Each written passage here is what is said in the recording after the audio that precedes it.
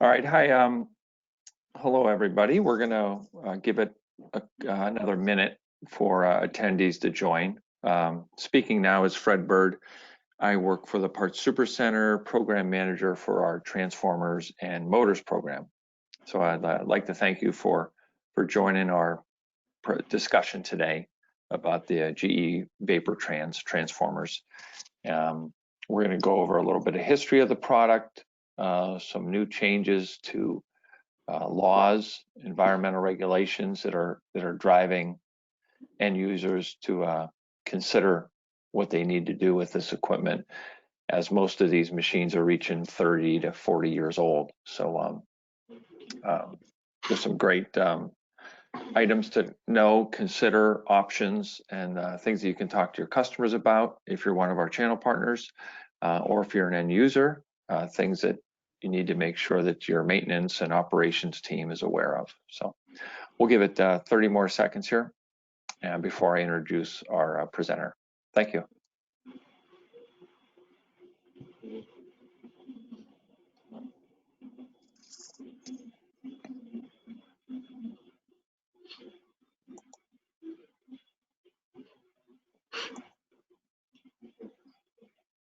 And okay, it looks like we have a decent number of attendees who have who dialed in, so we'll get started. Again, my name is Fred Bird, and I'm the program manager for the Parts Supercenter division of Rexel, running our transformers and motor replacement programs. So on the line today, we have Jim Greer, and Jim is a 55-year veteran of the transformer business, starting out of Rome, Georgia in 1965. And Rome, Georgia was the largest GE transformer operation. It grew from the Pittsfield, Mass. Original factory, inherited a lot of product lines from Pittsfield, and was the main GE transformer facility for probably a 50-year period before that business entered into a joint venture that became known as GE Prolec out of Monterrey, Mexico. So Jim had a long career with both the Rome manufacturing operation in the marketing arm of that business, as well as the GE Prolec joint venture, and getting that up and running and leading the U.S. sales initiative in that. So Jim joined the Parts Supercenter team about 10 years ago as a transformer specialist, and specifically around the replacement market for Rome manufactured transformers and some of the value we can bring to the marketplace in lowering costs when you're replacing transformers. Jim we'll talk about the specifics of the GE VaporTrans transformer.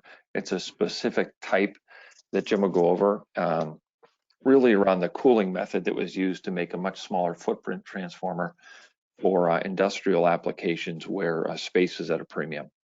So that being said, Jim, if you want to take over and start the presentation, we'd appreciate it. Thank you. Okay, thanks, Fred. Thanks, Rachel. This product, VaporTran transformer, is unique, very, very unique. The appearance is much different than any other transformer that you might see. And it draws your attention when you do see it, because it, initially the word was it looks so weird. So we're going to talk about that particular transformer. GE Rome started manufacturing very slowly in 1953, and went through the process in 1998 to joint venture with Prolec in Monterrey, Mexico, and we closed at that time. During those span of years, GE Rome produced approximately 120,000 transformers. It was the flagship transformer manufacturing plant in the U.S. for sure. Our customer install base includes hospitals, universities, small industry. You can read it there. It was quite broad with a large number of different customers in the business and also in the just industrial users. We produced basically two types of transformers. One was the SST, which is the secondary substation transformer. Was normally seen in a substation lineup with a high voltage switch, a transformer, and low voltage switchgear. And then we produced what's called the primary substation transformers, which those were unique primarily to utilities and cooperatives.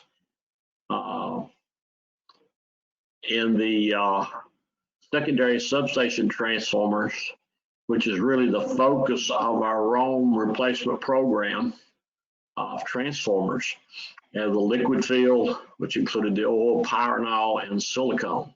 Whereas pyranol is the GE fluid that is contaminated, has the PCBs.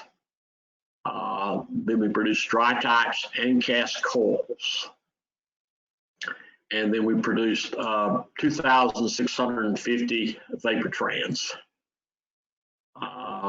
So that covered our scope in Rome. The next screen shows VaporTran transformer, and it is unique when you look at all the other transformers. So this gives a picture of the basic transformers that Rome produced over the years. Serving all the markets. The VaporTran secondary substation transformer was developed as a primary replacement transformer for the pyranol field transformers, which had the PCB contamination. And the development of this transformer actually was not something that was the technique was not new. It's 100 years old. It's a refrigeration technique. But with the cooperation of GE technical organizations and GE Rome engineers, we have a thermal engineer, they developed this transformer and first went to market in April 1979. So on the left-hand side there, I gave you the number of units approximately that we'd ship a year, we'd ship a week. And our number one customer was the GE facilities. Anywhere there's a GE plant, it may be a different name now, like someone that may have bought the plant out, say like plastics would be Sabic. They still have those VaporTran transformers at those locations. GE Lighting in Hendersonville, North Carolina, GE Aircraft Engines, and so forth, have a lot of VaporTran transformers. In 1989, that's roughly 10 years, the EPA came in and declared the Freon, R113, an ozone depleting gas. That impacted a lot more products in the refrigeration industry than just a VaporTran transformer. But we're going to specifically talk about the transformer. This caused GE to exit that product line. The last unit we shipped was on December of 1989. In 1991, GE Rome sold the rights to a retired Rome GE engineer who had worked on the VaporTran in the design stage and also was a manufacturing engineer. He retired and knew a lot about the VaporTran, so he purchased the rights to the VaporTran from GE. Since that time, he's been quite active in doing preventative maintenance, repairing leaks, selling parts for the VaporTran, such as bushings, gauges, gaskets, etc. Fans, excuse me. So that business of replacement parts, we have not been able to precipitate in. Let's look at how the VaporTran basically works. It's fairly simple. The one big advantage of the VaporTran transformer, it gives you a 50% increased capacity over a base rating when you add fans. And so I'll give an illustration there. And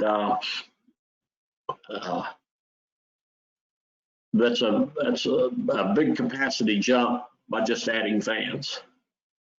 And the overall core and coil size is a lot smaller than and allows a footprint and the width dimension to match up with where the power and all units were installed. And that's the number 3. It was the number 1 transformer to replace the power and all units that had PCB in them. I'm sorry. The basic way it works is that the R113 is introduced into the transformer as a liquid, and it's pressurized, of course. When the transformer heats up, the fluid turns into a vapor, and it will go up the inlet pipe to the top of the where the cooling tubes are, and then it will flow by gravity down as it cools and return to its liquid state. And then it drops back into the transformer through a manifold with the return pipe below the fluid level. So this works very well under pressure, and it worked. It was a great product for GE Rome over that period of time. Now, what Ed does is go out and initially replace the R113 refrigerant in a preventative maintenance program for customers. And he has the customer base list. So he had a very active business with he and his 2 sons. He has 1 son that's still active with him, but Ed is, Ed will be, he may be 89 years old this year. So he's getting to the point where that he'll be exiting this business. His son still supports all the contracts that they have, but after those contracts run out, they will exit the business. What makes VaporTran now one of the top replacement transformer targets for our business, Parts Supercenter, and some other transformer manufacturers, is that in January of 2019, EPA changed the refrigerant management requirements. And they didn't go out and announce it, and hit the news with it. It was done subtly. And not many owners realized it until 6, 7, 8, even 9 months later, the pressure that they would be under. The basic bullet points there is that if you talk this to customers, the EPA regulations are applicable to VaporTran transformers as what's called an IPR, Industrial Process Refrigeration Equipment. They have certain categories, but this is the one that regulates the VaporTran transformer, IPR. Now the owners, technicians, service providers are under stricter guidelines for managing the leaks. If there's a leak, it's got to be reported. It's got to be reported by the owner. It's got to be reported by the people that work on it. And from that point on, the government, EPA, monitors that leak over reports. They've taken the substitute refrigerants And they have put all those refrigerants in the category of ozone depleting gases, even though they're not. They have the same regulation. And that's caused some heartache and pain, not only to people that own VaporTran transformers, but also own large refrigerant processing equipment in their factories or in their businesses. And monitoring these leaks, they have to meet a certain level of compliance on the percentage of the leaks as a vapor escapes from the transformer. And it's very tight, the requirements are. The owners are required to submit a total transformer equipment replacement program if that percentage is not maintained. And that's where the problem comes in for the owners, is because the leaks will continue to develop. You patch one and another one develops. You patch it and another one develops. So it's a never-ending process of liability for the owners. So now, rather than try to maintain this process, they're looking at a replacement program for these VaporTrans. The only thing that may have interrupted it some is the COVID-19, of course, but they've got to replace these transformers. I put a website that gives more in-depth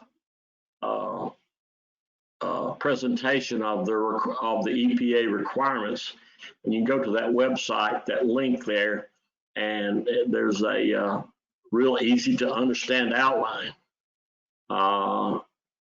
and that allows us to enter the replacement program more in depth with the owners of these VaporTrans. And again, it's not that they own just one. If you go to a customer site, if there's one there, there's several there. Most of the time we find that there's 20, 30, and if there's several sites in the same area or the same customer, you'll find up to 40 transformers, VaporTrans. Shows the VaporTran at risk over time. It's an EPA issue. It's not just potential, it is an EPA issue. And they're monitoring these leaks very closely. The problem is in the main problem of the leaks is in the upper part of the header to the left there. As the cooling process works and the vapor rises to that point, those high points, rust will develop in the area of the tube headers, and it rusts through, and that's where a leak develops. So yeah, you patch that leak, and 4 or 5 inches over, then you got another leak, and they will continue throughout that cooling package.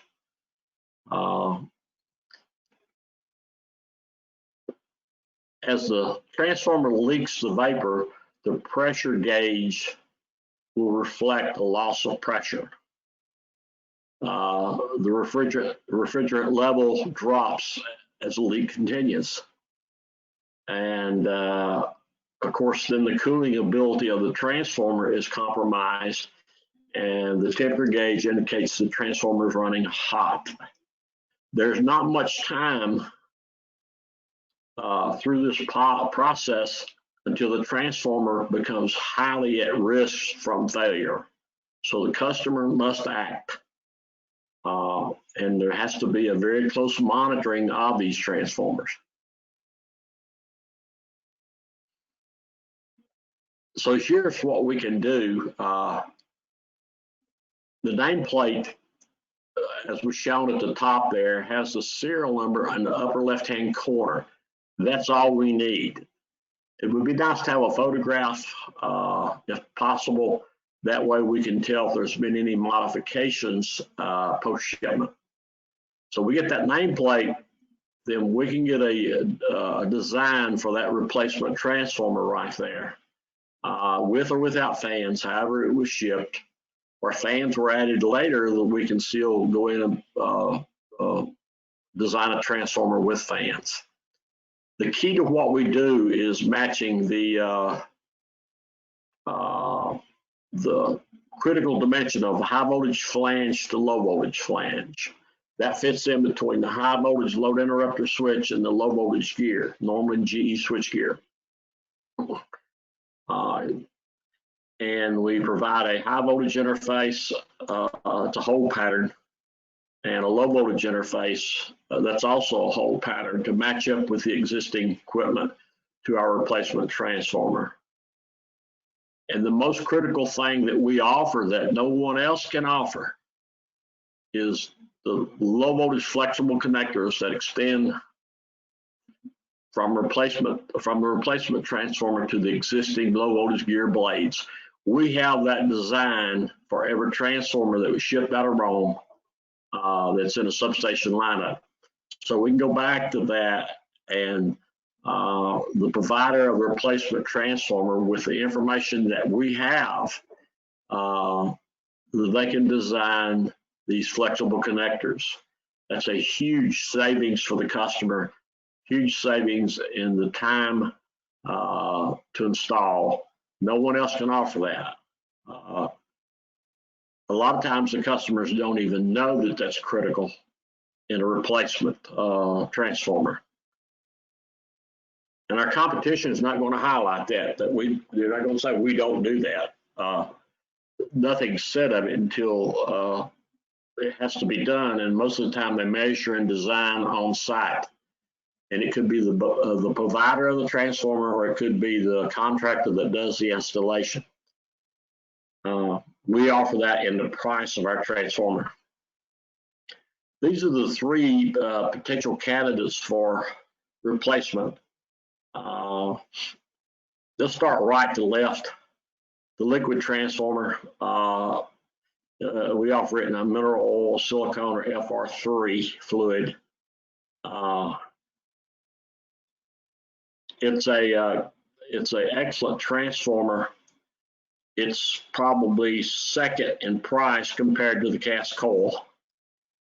The cast coil is the high voltage, low voltage windings are encapsulated. It's the superior transformer, a superior dry type transformer. No environmental issues, no flammable or moisture proof. I mean, it's just virtually maintenance free. We used to do demonstrations in Rome where if you wanted to clean it, you could actually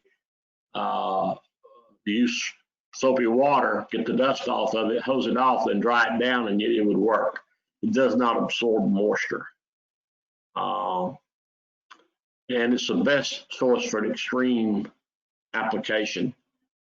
Predominantly, the transformer that we use to replace the VaporTran is the ventilated dry type transformer. It's VPI, vacuum pressure impregnated. And it's the preferred transformer. And it's the lowest total cost of ownership. It's the least expensive to meet the needs of the customer and the functionality of the transformer in the substation. So far, all my replacements have been the ventilated dry types. They fit real well. We use ABB. They create a special design on the pre-engineered instructions that I submit to them. It fits right in, and then when we get the order, I will show them or explain to them through documentation on how to design the flexible connectors. They don't have that information until we get an order. It's proprietary. It's very, very proprietary to us. It's the heart of our business. Our designs make it easy to install, and it exceeds all industry standards. Questions? Great. Well, thanks, Jim. Thanks for the very thorough presentation, understanding, and really what customers need to look out for with these units. Because I think many times customers could have them and just not be aware of this new EPA mandate. And That's what I run into, Fred. Yeah. There's a lot of activity already in the market where there are VaporTran transformers that are installed. There's a lot of activity there already. We're getting a share of that, but it's become the focus of other players because it is a market where the customer has to do something. They have no choice. Right. So we need to be aggressive where we see an opportunity. Be aggressive, and we can get a quote in 4 or 5 days on those designs. Yeah, great. Now, Rachel, were there questions from the audience? Absolutely. We have a few questions. So the first question is, are there any environmental or safety liability concerns if a leak is detected and not acted upon in a timely fashion? Well, there is the vapor leaking into the atmosphere is illegal per EPA. The continual leak undetected will cause the transformer to fail. As the slide points out, you lose the pressure, you lose the coolant, the temperature rises in the transformer, and the transformer fails. If that can happen if a customer is not checking on his products that are installed and understand that they can fail very quickly, and it has happened. We had to replace VaporTrans very quickly, so it can fail. Thanks, Jim. Our next question is, what is a typical lead time for an engineered replacement unit?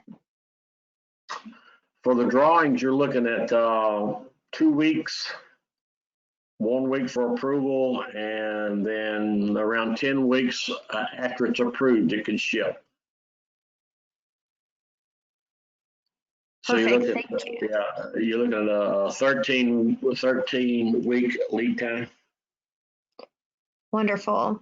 Our next question is there any drawback from using VPI as upgrade from VaporTran versus liquid filled?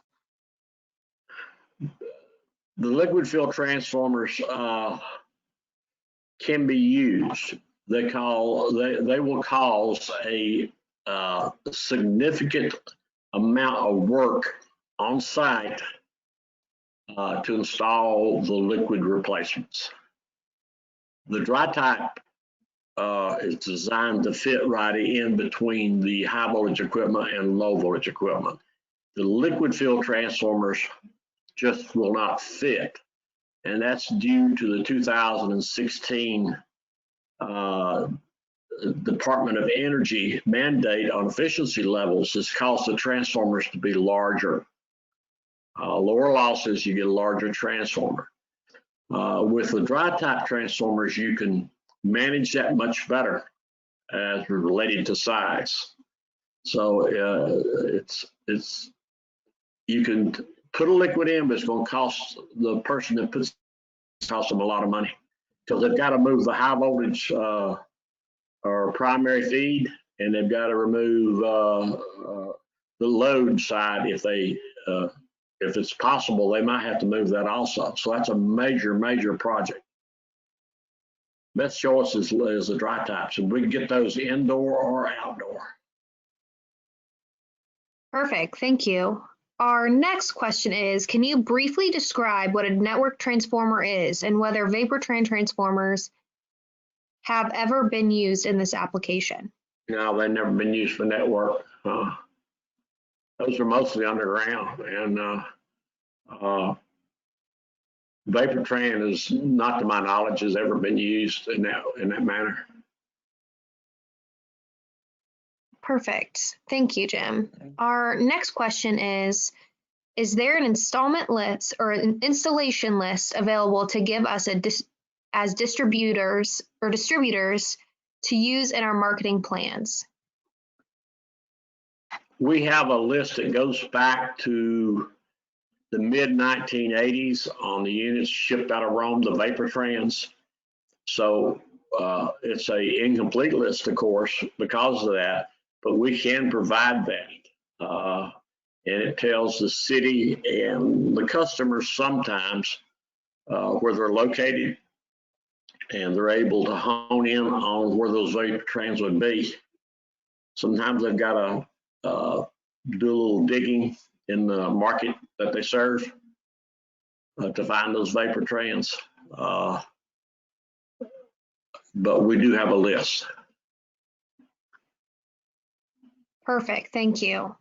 Our next question is, are you able to supply upgraded units that fit into the same footprint? Let's say if you have a 2500 kVA unit and would like to go to a 3000 kVA.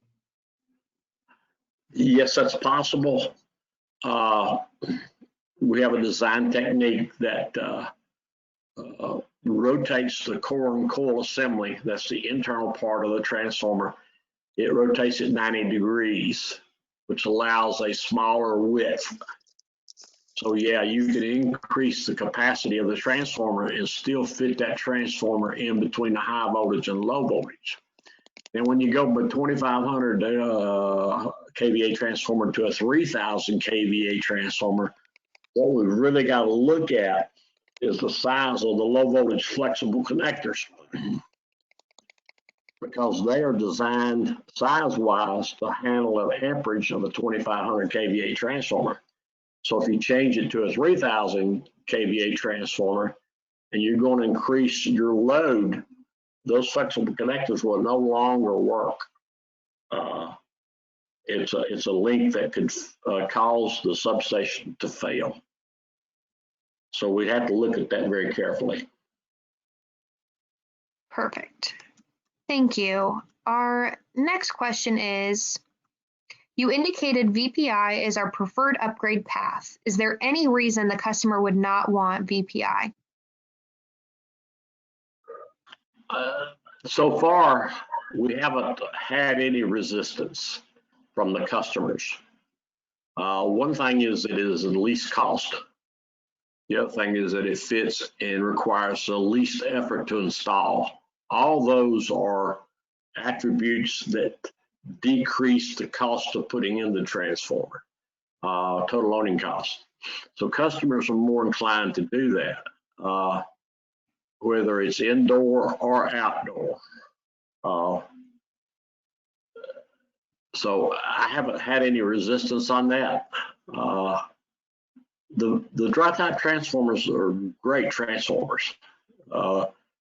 They do have to be maintained more than a liquid transformer, and that they got to be kept clean from dust. But other than that, they're very serviceable and they last for an indefinite period of time. Perfect. Thank you, Jim. So our next question is, who do we contact to get the installation list for our area? And the answer to that is this specific list can only be shared with a channel partner. So if you are interested, please contact your RSL. And if you're not sure who that is, you can go ahead and drop your location in the chat and I'll send you a message so you can have their contact information. Yes, so then our next question is, can we get a copy of the presentation? Yes, we will be sending out a recording of this presentation after the webinar. The next question is, what information do you need in order to get a quote? Just the serial number or also pictures of the currently installed transformer? As I stated earlier in the presentation, the least that I need is the picture of the nameplate or the serial number off the nameplate. it would be to everyone's advantage if I have a couple photos of the transformer as it is installed. This allows me to look at the installation, and I may come back with more questions. And also I can see if fans have been added. A lot of transformers that were shipped out of Rome, they had capacity for fans, but they didn't have fans when we shipped them. So what I found out is that if I get a photo, even though the nameplate doesn't reflect it, fans have been added because you can see them in the photo. So we go ahead and design a transformer with fans. So the least is a nameplate with the serial number on it, or just a serial number, and a photo would be great. Perfect. Thank you, Jim. Our next question is, of the original 2,000 plus VaporTrans, how many do you believe are still in service? We estimate, and this is from Ed Smith and I working together, VaporTran, and he supports us, and we support him in the fact that if you want to repair it, we send the customer to Ed. Ed is now recommending, he quotes a large price for any work, and then he recommends that they replace it, and he sends them back to me. So the VaporTran and the dry type go hand in hand together. And the other thing I want to say about the dry type, that there's no possibility of there being a fluid or contamination issue either now or later on. There's no fluid in it, of course. Would you repeat that question? So I trailed off a little bit. No, you're fine. The question was, of the original 2,000 plus VaporTrans, how many do you believe are still in service? Yeah. We estimate with Ed's input and what we know, we estimate 1,800 transformers still in operation. That's a large number. If we just focused on that market, because they've all got to be replaced, the capacity for our business to handle it, replacements, and also to put in on ABB would get to be a problem if we're looking at 20, 30 units a year. Because plants that build dry types usually build other types of transformers too. So, and they share the same manufacturing space and manpower. So there's a limited amount of capabilities in the U.S. If you look at 30, 40 transformers a year, it's going to take a while to get to 1,600. Perfect. Thank you, Jim. Our next question is, how many of these have you installed since you started this offering? What has been the installation experience? Have you run into any issues with them fitting correctly? No. Well, I take that back. There was one instance with the GE Hitachi facility in Wilmington, North Carolina, with the hole pattern on the blade of the connector that was to the switchgear. We had a diamond shaped, there's 4 holes, but it was diamond shaped, and the pad on the switchgear was 4 holes, but it was rectangular shaped. So it created a little bit of a problem. They worked it out by drilling extra holes, of course.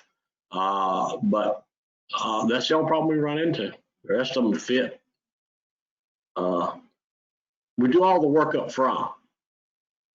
And then we make sure that it's designed properly to meet the customer's expectations during print approval. So all the work is done up front. The callback on the replacement transformers has been close to zero since we started, because we do all the work up front.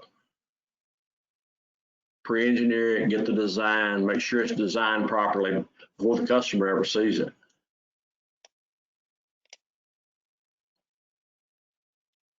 Perfect. Thank you, Jim. Our next question is, do most of your retrofits also require some sort of switchgear mod? I haven't experienced that. If it has, I haven't heard about it. Thank you. Our next question is, does the EPA have a deadline for owners to replace these VaporTrans in the PCB retrofit era? On the PCBs, I see probably 3-4 of those a year. The initial program on PCBs for the VaporTrans were used predominantly in the replacement occurred mandatory by the government in the food industry. And, you know, it was just hundreds of transformers over that period of time. I don't see them very rarely. And on many of those transformers, the customer has to change the capacity, the kVA, in order to get it to fit. The other downside is that they can is getting the PCB transformer out of the facility and getting the dry type transformer, or any other transformer for that matter, if it's a liquid or dry type, getting that transformer to the site where the transformer resides. So there's not many PCB transformers out there. And I don't know, they may not be energized. The customer may have decided just to shut them down and not use them. Thank you. I don't know of any deadline. Perfect.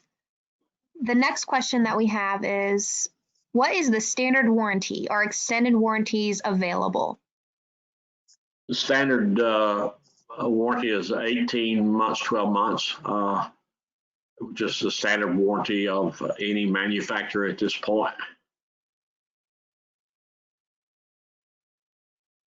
You can get a 2-year warranty or a 3-year warranty. It's just a percentage of the price extra.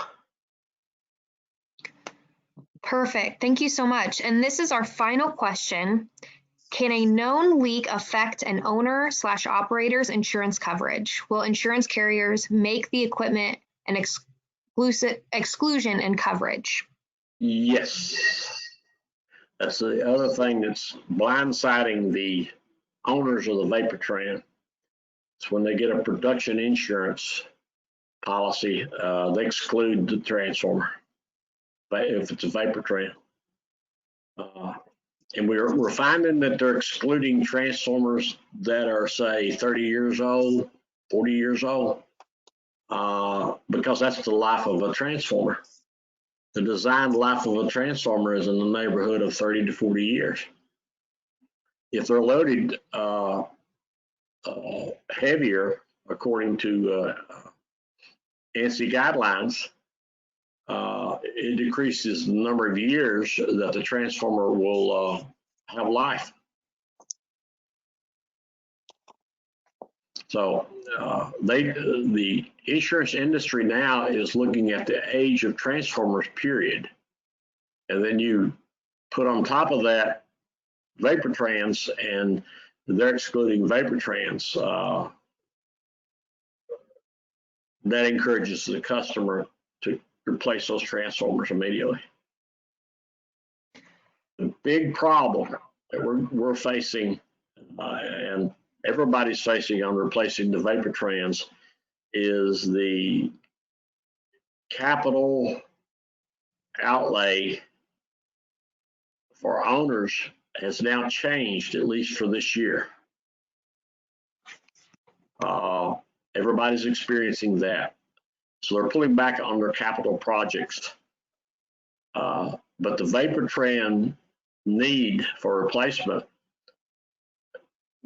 is going to pick right back up again as early as the end of the third quarter, going into the fourth quarter, because they'll want shipment next year. Wonderful. Thank you so much, Jim. And thank you, Fred, both for helping me put on this webinar today. If anybody has any further questions, please don't hesitate to contact us at sales@pscparts.com. They should be able to address any questions that you have or get you to the right person that can answer your questions. We will be uploading this webinar to our site, and we will send you an emailed version of the webinar. So if anybody is interested in sharing that with any of their team members, please feel free to do so. We will also be having an upcoming webinar, so please look for that and make sure to RSVP. Thank you again, everybody. Fred or Jim, did you have any closing remarks? I just want to say thank you to everyone that's attended. I apologize for any stumbling around that I've done. All my presentations over the years have been to a live audience where I can make eye contact and you know, I enjoy that better, but I like the webinar also. I apologize for that, but thanks for attending. And if you got any questions, just follow Rachel's instructions and we'll provide answers and solutions to whatever problem that you have. Perfect, thank you. And in addition to that, I will go ahead and send contact information for RSLs based on location. It seems like a lot of people have questions regarding that, so I will include that in the email as well. Thank you guys so much for joining us and attending the webinar. Please look forward to our next webinar. Thank you. All right, thanks, Jim. Thanks, Rachel. Thanks.